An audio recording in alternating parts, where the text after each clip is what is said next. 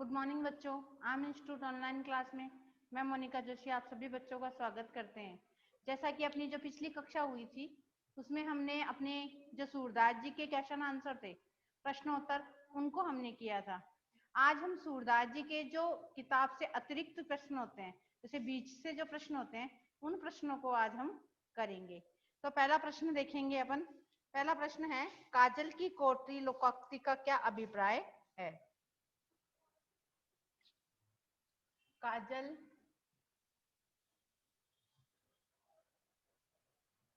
की कोटरी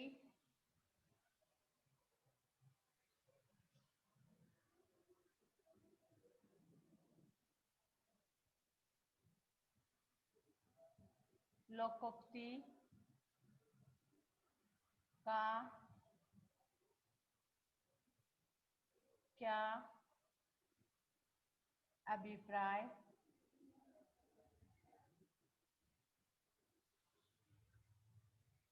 अभिप्राय है?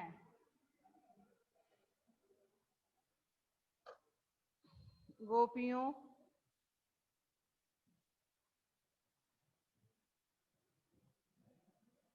ने मथुरा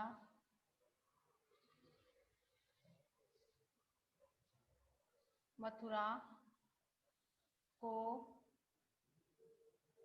काजल की कोटरी काजल की कोटरी क्यों बताया? क्यों बताया?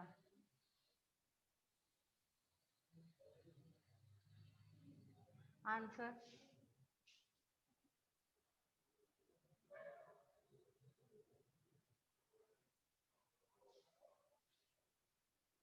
काजल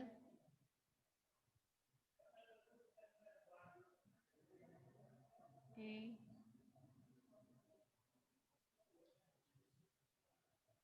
कोटरी का अभिप्राय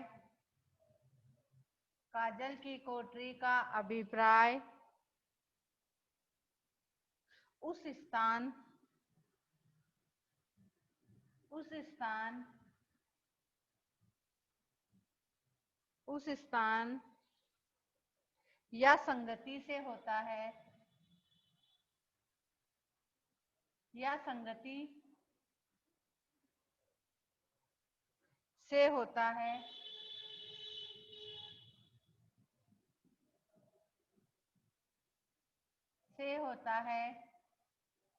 काजल की कोटरी का अभिप्राय उस स्थान या संगति से होता है जिसके संपर्क में आने से जिसके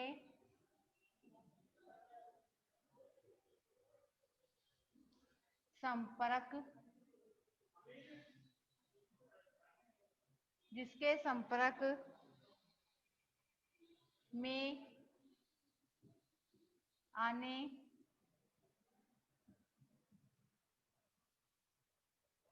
पर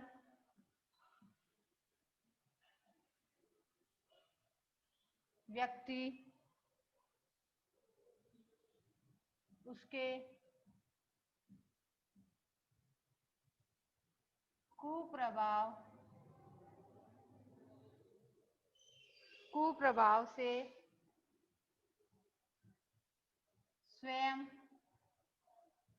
कुप्रभाव से स्वयं को नहीं बचा सकता है।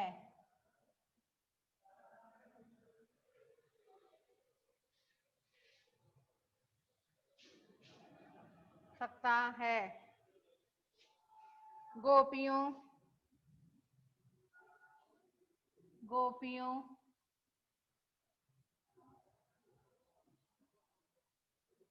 गोपियों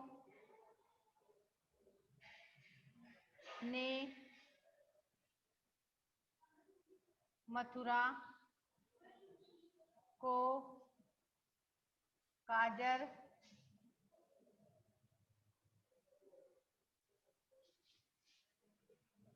काजल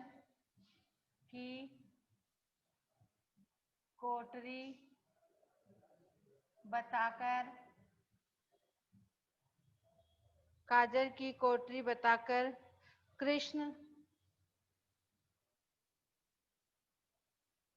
अकूर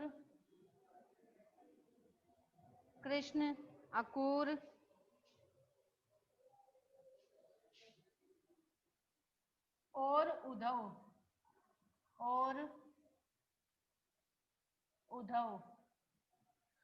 उद्धव इन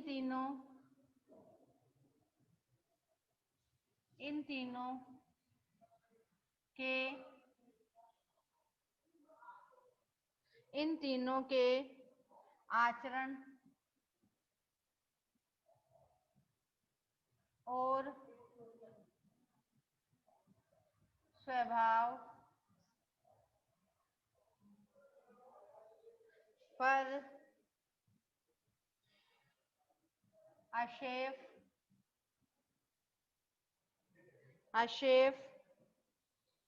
और व्यंग्य किया है।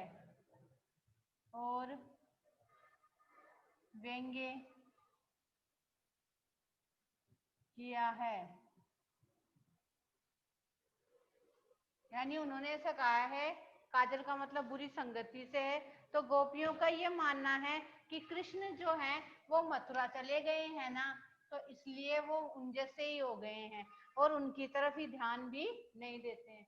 इसलिए ऐसा कहा गया है कि गोपियां जो कहती है कि ऐसी संगति में होने के कारण कृष्ण जो है वो उनके जैसे ही हो चुके हैं, तो हमारी तरफ ध्यान ही नहीं देते हैं। आगे का जो क्वेश्चन है वो देखते हैं, अतिरिक्त क्वेश्चन। यमुना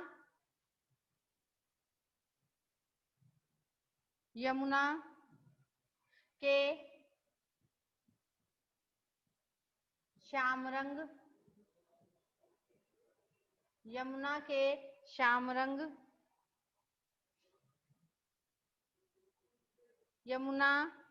श्याम रंग की होने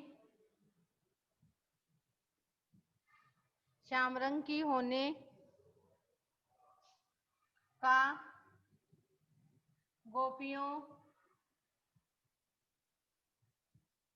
गोपियों ने क्या कारण माना है? क्या कारण माना है? पद के आधार पर बताइए। पद के आधार पर बताइए।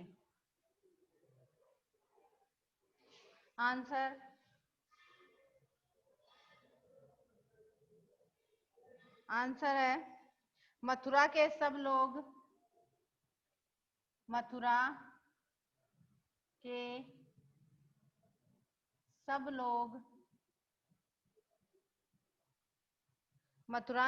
लोग काले हैं। मथुरा के सब लोग काले हैं। गोपियां अनुमान लगाती है। गोपियां अनुमान लगाती है कि नीले रंग गोपियां अनुमान लगाती है कि नीले रंग के भरे मिट्टी के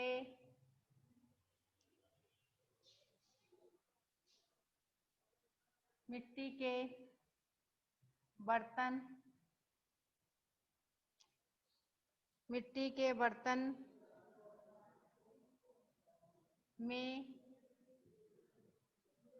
ये सब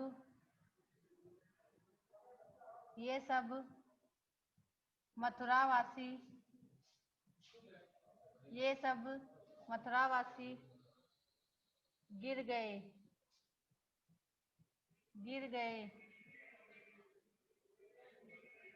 उन्हें वहां से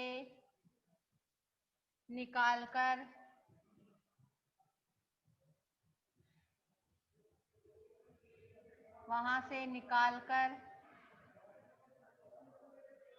यमुना नदी में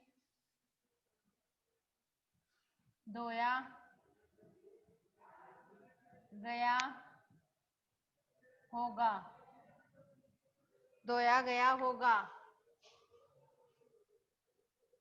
इसलिए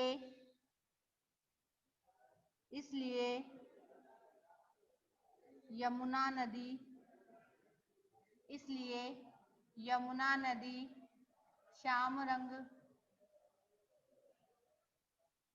श्याम रंग की हो गई। यानी उनका मानना है कि मथुरा के जो लोग हैं वो सब भी काले हैं, तो उनको लगता है कि वे नीले रंग के मिट्टी के बर्तन में ये सब मथुरावासी गिर गए और उन्हें वहां से निकालकर यमुना नदी में धोया गया, इसलिए यमुना नदी श्याम रंग की हो गई। आगे जो क्वेश्चन है उसको देखेंगे अपन अतिरिक्त क्वेश्चंस में।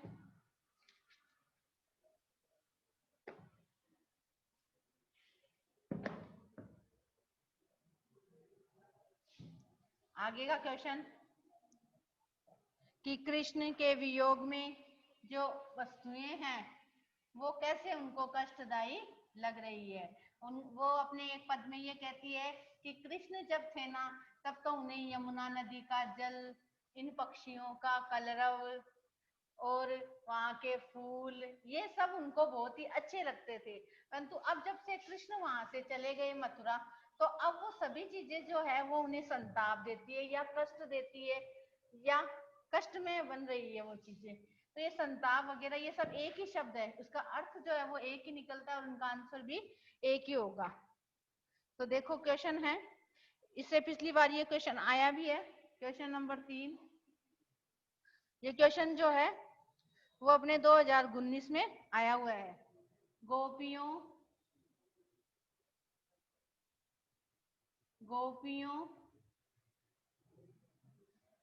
के लिए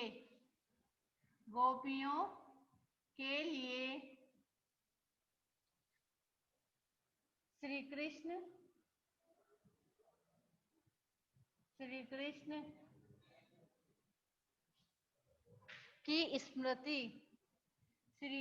की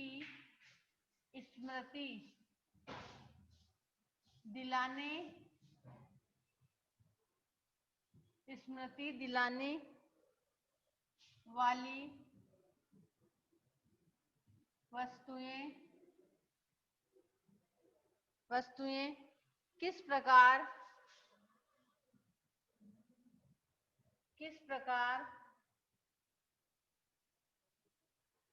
प्रकार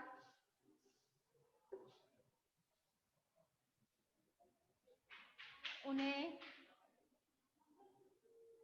कष्ट दे रही है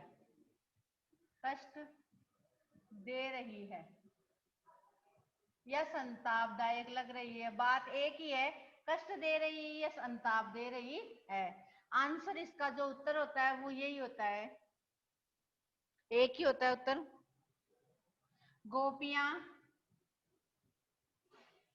गोपियां कृष्ण से बहुत ज्यादा प्रेम करती है। गोपियां कृष्ण से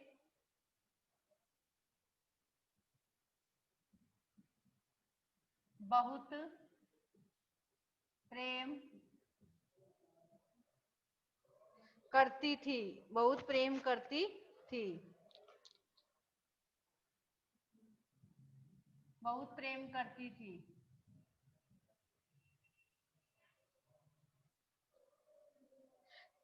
कृष्ण के कुंजों,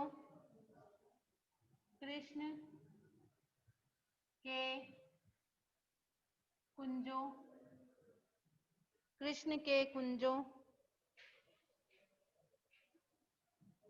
लताओं, कृष्ण के कुंजों, लताओं, यमुना, पक्षियों का कलरव, यमुना, पक्षियों का कलरव, पक्षियों का कलरव, पक्षियों का कलरव, कमलों का खिलना, कमलों का खिलना, कमलों का खिलना,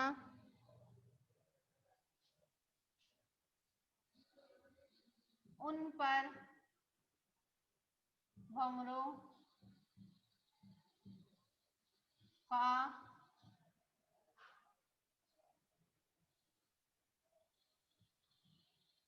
गुंजार करना, भंवरों का गुंजार करना, आदि दृश्य, आदि दृश्य पहले तो उन्हें, आदि दृश्य पहले तो, पहले तो आनंद देते थे, पहले तो आनंद देते थे, परंतु कृष्ण के न होने से, कृष्ण के न होने से यह सब वस्तुएं, यह सभी वस्तुएं, यह सभी वस्तुएं संतापदायक लग रही है। अर्थात संतापदायक का मतलब भी कष्टदायक लग रही है, संतापदायक लग रही है। अब है चौथे नंबर का क्वेश्चन, चौथे नंबर का क्वेश्चन प्रेमा भक्ति। ये जो क्वेश्चन है वो भी अपनी आया हुआ है 2018 में। प्रेमा भक्ति की अमृत धारा, प्रेमा भक्ति की अमृत धारा सूरदास के पदों में, सूरदास के पदों में निर्वाद, निर्वाद प्रवाहित, निर्वाद प्रवाहित हुई है, निर्वाद प्रवाहित हुई है। पठित अंश के आधार पर, पठित अंश के आधार पर, पठित अंश के आधार पर बताइए, पठित अंश के आधार पर बताइए आंसर। इसमें जो है वो अपन को कुछ पदों को भी लिखना है।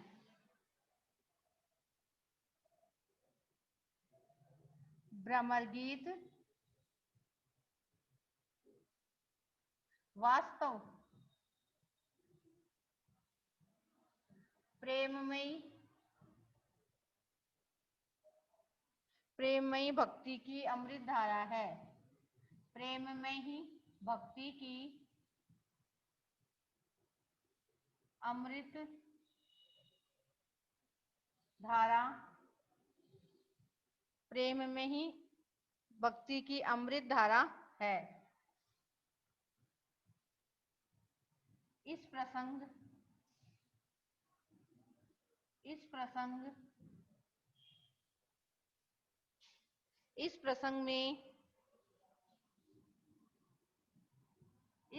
में गोपियों के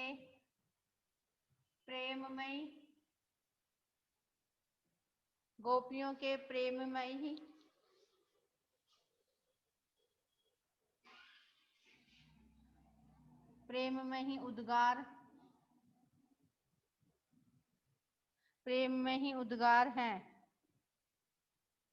जैसे हमारे हरी हारिल की लकड़ी, हमारे हरी हारिल की लकड़ी, हमारे हरी हारिल की लकड़ी। पद में गोपियों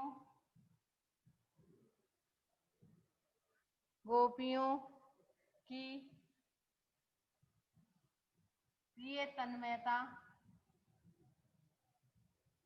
तन्मयता और समर्पण दर्शाया गया है।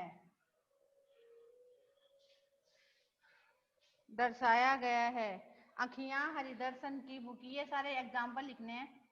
अखियां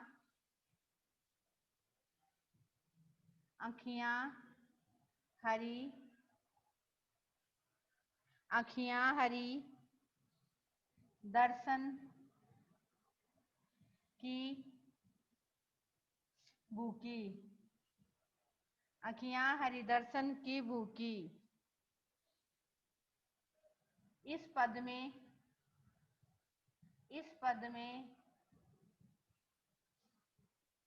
गोपियों की व्याकुलता को दर्शाया गया है। इस पद में गोपियों की प्रेम व्याकुलता को दर्शाया गया है। निर्गुण कौन देश को वासी, फिर कोमा लगा के निर्गुण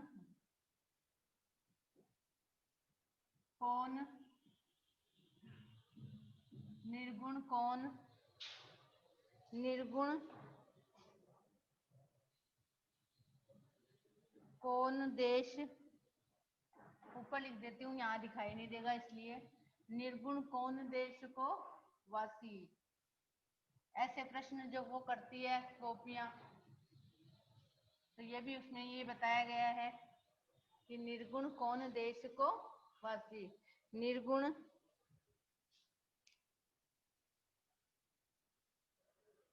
कौन देश को वासी, निर्गुण कौन देश को वासी।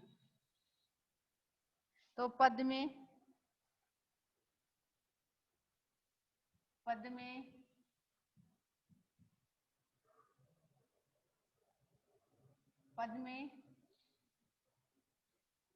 प्रेम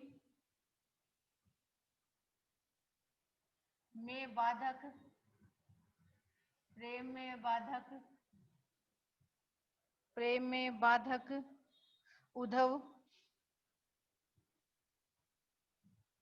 के ज्ञान, प्रेम में बाधक उद्धव के ज्ञान गौरव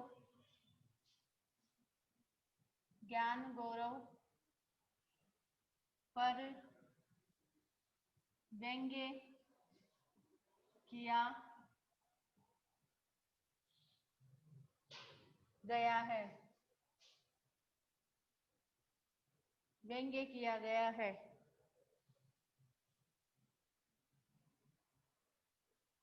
और बिन गोपाल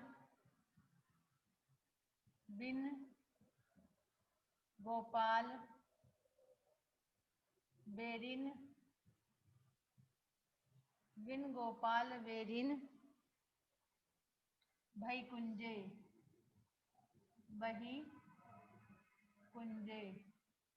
बिन गोपाल बहन वे कुंजे। प्रेम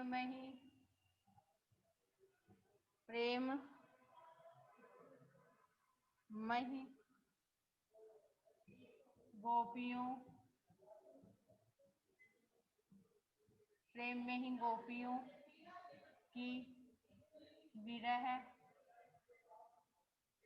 प्रेम में ही गोपियों की विरह कातरता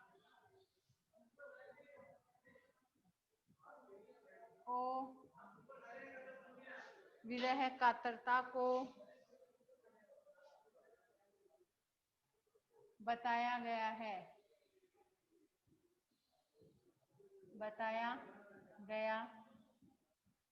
है। ये जो थे अपने सूरदास जी के जो अतिरिक्त प्रश्न हैं, उनके अतिरिक्त प्रश्न थे। आगे जो है वो हम अपनी जो आगे का जो लेसन है, उस लेसन को तो अपन ने पढ़ लिया था, उसके क्वेश्चन आंसर जो है वो हम अपनी नेक्स्ट कक्षा में देखेंगे। थैंक यू बच्चों।